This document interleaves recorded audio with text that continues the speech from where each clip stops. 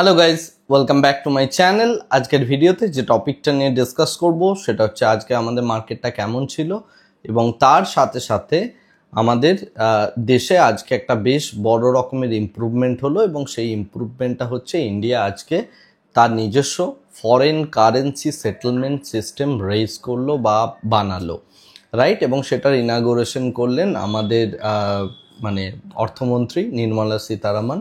তো বিষয়টা কি, কেন এটা ইম্পর্টেন্ট এবং এটার কি গুরুত্ব ফিউচারের জন্য বা ভবিষ্যতের জন্য, জিওপলিটিক্যালি এর গুরুত্বটা কোথায়, সেই বিষয়গুলো নিয়ে আজ একটু ডিসকাস করব। তো প্রথম কথা হচ্ছে আমাদের আজকে যে মার্কেটটা দেখলাম সেটা যথারীতি একটা neutral two bullish type of মার্কেটের মধ্যে যে রেজিস্ট্যান্সটার কথা আমি গতকালের পোস্টে লিখেছিলাম যে 25,200 থেকে 25,250 বা তা যদি 200-র ওপরে ওপেন হয় সেক্ষেত্রে 300-350 একটা রেজিস্ট্যান্স হিসাবে কাজ করবে।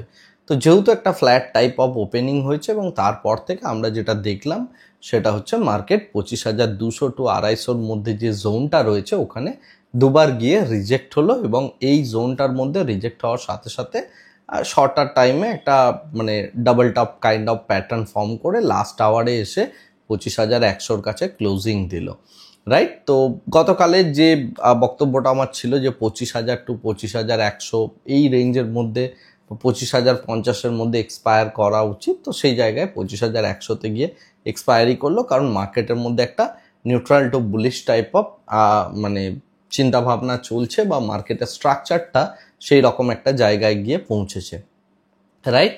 এবং এক্ষেত্রে সব থেকে ইম্পর্টেন্ট যে সেক্টরটা বেড়েছে আজকের ডেটে সেটা হচ্ছে আপনার নিফটি রিয়েলটি ছাড়া রিলায়েন্স ইন্ডাস্ট্রিজকে আমরা বাড়তে দেখলাম এবং এয়ারটেলকেও যথেষ্ট ভালো রকমের বাড়তে দেখলাম। তার রিজনটা হচ্ছে মানে ইনিশিয়াল স্টেজে তার রিজনটা হচ্ছে এই দুটো কোম্পানি তাদের যে টেলিকম যে সেগমেন্টটা রয়েছে সেখানে 19 লাখ 20 লাখ এরকম করে ফ্রেশ কাস্টমার অ্যাড করতে পেরেছে এবং এই অ্যাডিশনটাই বা কোম্পানি দুটোর জন্য যথেষ্ট বুলিশ ইনফরমেশন এবং সেই কারণে মার্কেট এটার মধ্যে একটা পজিটিভলি রিয়্যাক্ট করেছে।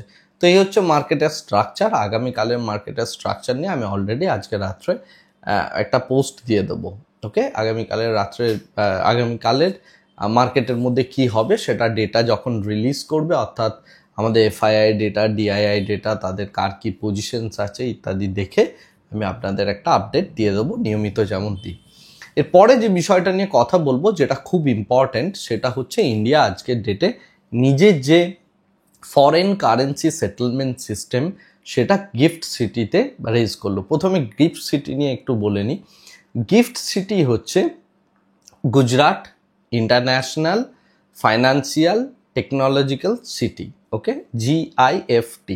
এটাকে গিফট সিটি বলা হয়, তার কারণ হচ্ছে যে এই মানে নামটা যদি শর্ট করা হয় তাহলে গিফট কথাটা দাঁড়ায়, তো সেই কারণে এটাকে গিফট সিটি বলা হয়। এর গুরুত্বটা হচ্ছে এর মধ্যে ইন্টারন্যাশনালি যত বড় বড় ফরেন ইনস্টিটিউশন আছে তারা এখানে এসে তাদের ব্রাঞ্চ ওপেন করতে পারে এবং এখান থেকে তারা কাজটা করতে পারে। এর আগে মানে আমাদের এই নরেন্দ্র মোদী গভর্নমেন্ট আসার আগে 2020-র আগে যে সিচুয়েশনটা চলতো বা যে সিনারিওটা চলতো সেটা হচ্ছে সিঙ্গাপুরে এরকম টাইপের একটা সিটি বানানো আছে বা সিঙ্গাপুরকে এইভাবে দেখা হতো যেটা ইন্ডিয়ার জন্য একটা গেটওয়ে ছিল। অর্থাৎ বিদেশি কোনো প্লেয়ার যদি ইন্ডিয়াতে এসে মানে প্লে করতে চায়, তো প্লে করার অর্থ হচ্ছে টাকা পয়সা ইনভেস্টমেন্ট করা বা ইত্যাদি জিনিসগুলো যদি করতে চাইতো তাহলে সেক্ষেত্রে তাদের যে ক্যাপিটাল থেকে শুরু করে সমস্ত কিছু সিঙ্গাপুর ভায়া আসতো, যে কারণে আমাদের নিফটির একটা কাউন্টার পার্ট ওখানে রাখা হতো এবং সেটাকে বলা হতো SGX নিফটি। যারা একটু পুরনো প্লেয়ার মার্কেটের তারা এই বিষয়টা জানেন এবং SGX নিফটি জেনারেলি সারাক্ষণ ধরেই চলে, অর্থাৎ 24x7 বলবো না, 24x5 মোটামুটিভাবে SGX নিফটি চলতো। অর্থাৎ আমেরিকান মার্কেটে যখন ক্লোজিং হতো তখন এটার ক্লোজিং হতো। তো সেই জিনিসটা দেখে ইন্ডিয়ান গভর্নমেন্ট ডিসাইড করে যে আমরা সিঙ্গাপুরেরকে এই জিনিসটার কেন বিজনেস করতে দেব, এটা আমরা ইন্ডিয়াতেই নিয়ে চলে আসি। তো সেই প্ল্যানিং থেকে শুরু করা হয় হচ্ছে এই গুজরাটে এই সিটিটা, যেটাকে বলা হয় গিফট সিটি। এবং এই গিফট সিটির মধ্যে প্রচুর বড় বড় বিল্ডিং আছে এবং এটার মেইন যে গুরুত্বটা সেটা হচ্ছে এই বিদেশি প্লেয়াররা এসে এখানে তাদের অফিস খুলতে পারে, তারা ডাইরেক্টলি এখান থেকে পয়সা ইন্ডিয়ার মধ্যে ফ্লো করাতে পারে। ওকে, এখন যেটা বিষয়, যেই গিফট সিটি একটা বানিয়ে দিলেই তো, সিটিটা বানিয়ে দিলেই তো হবে না, তার জন্য বিভিন্ন রকম ইনফ্রাস্ট্রাকচার চাই, তার জন্য বিভিন্ন রকম অ্যাডভান্টেজ চাই। তো সেই বিষয়গুলো নিয়ে ইন্ডিয়ান গভর্নমেন্ট কনস্ট্যান্টলি কাজ করে যাচ্ছে রেগুলার বেসিস। তো যেভাবে আমাদের এসজিএক্স নিফটি এর আগে কাজ করতো, ঠিক একইভাবে আমাদের এখন গিফট সিটিতে একটা ইন্টারন্যাশনালি প্লে করার জন্য একটা মানে আমাদের নিফটির একটা প্রক্সি ইন্ডেক্স টাইপের বানানো আছে, যেটা ওভারনাইট আমেরিকান মার্কেট যতক্ষণ চলে ততক্ষণ অবধি এটার মধ্যে কিন্তু ট্রেড আপনি করতে পারেন বা মানে ইনভেস্টমেন্ট করতে পারেন যদি আপনি ফরেন প্লেয়ার হন, রাইট? তো সেইভাবে এই জিনিসটাকে রিপ্রেজেন্ট করা হয়, যে কারণে এই যে নিফটিটা, এটার নাম হচ্ছে গিফট নিফটি। অনেকেই আছেন যারা day to day basis trade করেন বা ওভারনাইট অপশনসে ট্রেড করেন, তারা প্রত্যেকেই গিফট নিফটিটা কনস্ট্যান্টলি দেখেন যে আগামীকালের মার্কেটের কোথায় ওপেনিং হবে। এশিয়ান মার্কেট যখন সকালে খোলে তার সাথে সাথে গিফট নিফটি ওপেন হয়ে যায়, এবং তারপরে আমরা আমাদের কারেন্ট মার্কেট মানে যে নিফটি রয়েছে সেটা খোলার আগে আমরা গিফট নিফটি দেখে এটা বোঝার চেষ্টা করি যে মার্কেটের মধ্যে কি সেন্টিমেন্টটা চলতে শুরু করেছে, রাইট? এটা হচ্ছে গিফট নিফটির একটা মানে বক্তব্য, অর্থাৎ গিফট নিফটি বা এই গিফট সিটির গুরুত্বটা আশা করি আমি বোঝাতে পারলাম। এরপরে আমি আসছি একটা নতুন বিষয় যেটা নিয়ে আজকে কাজ হয়েছে, এবং সেটা হচ্ছে অ্যাকচুয়ালি আমাদের ইন্ডিয়া আজকের ডেটে প্রথম তার ফরেন কারেন্সি মানে সেটেলমেন্টের যে সিস্টেম সেটা মানে তৈরি করলো বা রিলিজ করলো এই গিফট সিটিতে। বিষয়টা কি? বিষয়টা হচ্ছে যে গিফট সিটিতে এরকমভাবে মানে গিফট নিফটি বানিয়ে দিলেও, অফিস বানিয়ে দিলেও, সমস্ত কিছু করে দিলেও যে ক্যাপিটালটা আসতো, সেই ক্যাপিটালটা আসতো কিন্তু ভায়া সিঙ্গাপুর হয়ে। এর জন্য কতগুলো প্রবলেম দেখা দিত বিদেশি প্লেয়ারদের কাছে। সেটা আপনার যারা এফডিএতে ইনভেস্টমেন্ট করতে চায়, অর্থাৎ ফরেন ডাইরেক্ট ইনভেস্টমেন্ট করতে চায়, বা এফআইআই যখন মানি ফ্লো করছে ইত্যাদি বিভিন্ন রকমের যে সমস্ত মানে বাইরে থেকে টাকা যদি লেনদেন করতে হয়, বা আমাদের ইম্পোর্টার এক্সপোর্টাররাও যখন এই জিনিসটাকে নিয়ে কনস্ট্যান্টলি বিজনেস করার কথা ভাবেন, তাদের ক্ষেত্রেও বিভিন্ন রকম প্রবলেম দেখা দিত। প্রবলেমটা কি? প্রবলেমটা হচ্ছে এই ক্যাপিটালটাকে আসতে হলে ইন্ডিয়ান মার্কেটে তার যে কারেন্সির যে এক্সচেঞ্জটা, সেটা জেনারেলি হচ্ছে হয় সিঙ্গাপুরে, না হলে লন্ডনে, না হলে হয়তো নিউ ইয়র্কে। তো এই সমস্ত সিটিগুলোর মধ্যে করা হতো। আমি বলছি কিন্তু মাল্টি মিলিয়ন ডলার এক্সচেঞ্জের কথা, মানে খুচরো ইনভেস্টমেন্টের কথা আমি বলছি না, যেটা মানে যে কোনো কারেন্ট এক্সচেঞ্জ বা ছোটোখাটো ব্যাংক করতে পারে। আমি সেই টাইপের ইনভেস্টমেন্টের কথা বলছি না। এটা করার জন্য ইন্টারন্যাশনাল ব্যাংকের হেল্পের দরকার পড়ে।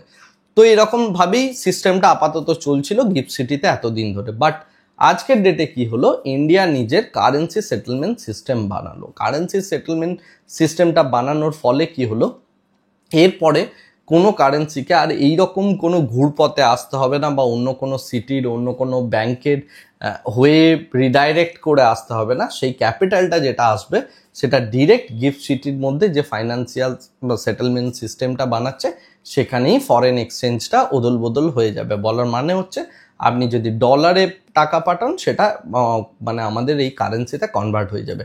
এবং এর জন্য মেইন যে ব্যাংকটাকে রাখা হয়েছে সেটা হচ্ছে স্ট্যান্ডার্ড চার্টার্ড ব্যাংক। তার উপরে এই জিনিসটার গুরুত্বটা দেওয়া হয়েছে বা দায়িত্বটা দেওয়া হয়েছে, এবং স্ট্যান্ডার্ড চার্টার্ড ব্যাংকই এই জিনিসটা সম্পূর্ণ লেনদেন করবে। আপাতত এটা ইউএস ডলারেই কারেন্সির এক্সচেঞ্জ সিস্টেমটা করা হয়েছে। পরে পরে আরও বিভিন্ন রকমের যত কারেন্সি আছে সেই সমস্ত কারেন্সিতে এটা কনভার্ট করতে পারবে, বা এর মধ্যে যে ক্ষমতাটা আছে সেটাকে আরও বাড়ানো হবে ইন ফিউচার। তো এটার গুরুত্বটা কোন জায়গায়? গুরুত্বটা কতগুলো জায়গায় রয়েছে। এক নাম্বার হচ্ছে এটা ইজ অফ ডুইং বিজনেস যেটা বলা হয়, সেটার ক্ষেত্রে এটা ভীষণভাবে হেল্প করবে। ওকে। সেকেন্ড হচ্ছে ফরেন কারেন্সিকে এর আগে আসতে হলে ইন্ডিয়ার মধ্যে বিভিন্ন জায়গায় বিভিন্ন রকমভাবে তাদের প্রচুর ট্রানজ্যাকশন কস্ট দিতে হতো বাইরের কোনো কান্ট্রিকে বা বাইরের কোনো ব্যাংককে, এবং তার ফলে যে জিনিসটা হতো সেটা হচ্ছে পয়সাটা আসতে মোটামুটি কোনো ক্ষেত্রে 24 ঘন্টা, কোনো ক্ষেত্রে 48 ঘন্টা বা তারও বেশি টাইম লেগে যেত। তো এই টাইমগুলো কিন্তু এরপর থেকে লাগবে না, অর্থাৎ টাইমকে কিন্তু অনেক বেশি শর্ট করা হচ্ছে। আমি গতকালের ভিডিওতে যে কথাটা বলেছিলাম, গতকাল বা গত পরশু, সেটা হচ্ছে যে আরবিআই এরপরে আমাদের দেশীয় ব্যবসায়ীদের জন্য বা প্রত্যেকের জন্য একটা সিস্টেম এনেছে, সেটা হচ্ছে সেম ডে সেটেলমেন্ট চেকে পেমেন্টের ক্ষেত্রে। রাইট। তো এই পেমেন্টের যে সিস্টেমটা সেটাকে অনেক বেশি ফাস্ট করার কাজে কিন্তু ইন্ডিয়ান গভর্নমেন্ট এখন নেমে পড়েছে। সেটা কি ইন্টারন্যাশনাল পেমেন্ট, কি দেশের ভিতরের পেমেন্ট, তার কারণ হচ্ছে একটাই না, এই যে যত জিওপলিটিক্যাল ডিলগুলো করা হচ্ছে, অর্থাৎ মনে করুন বিভিন্ন রকমের যে ট্রেড এগ্রিমেন্ট করা হচ্ছে এবং সেই এগ্রিমেন্টগুলোকে যদি ডেলিভারি করতে হয় তাহলে আমার কিন্তু সিস্টেমকে অনেক বেশি ফাস্ট হতে হবে, রাইট। সেখানে আমি ইন্ডিয়াকে ম্যানুফ্যাকচারিং হাব করব বলি, বা ইন্ডিয়ার মধ্যে জাপানের থেকে ইনভেস্টমেন্ট নিয়ে আসি, বা যত আমার ইম্পোর্টার এক্সপোর্টার আছে, বা আমার এক্সপোর্ট সিস্টেমটাকে যদি আমি আরও বেশি অ্যাক্সিলারেট করতে চাই বা পারি, তো সেই ক্ষেত্রে আমাদের কিন্তু এরকম একটা ফাস্ট মানে কি বলবো মানে কারেন্সি এক্সচেঞ্জ সিস্টেমের, এবং যেটা আমাদের নিজস্ব দেশের একটা কারেন্সি এক্সচেঞ্জ সিস্টেম হবে সেটার খুব দরকার ছিল। তো সেই বিষয়টাকে আপাতত দৃষ্টিতে যেটা মনে করা হচ্ছে যে এই সিস্টেমটা এসে সেই গ্যাপটাকে অ্যাকচুয়ালি ফুলফিল করতে চলেছে।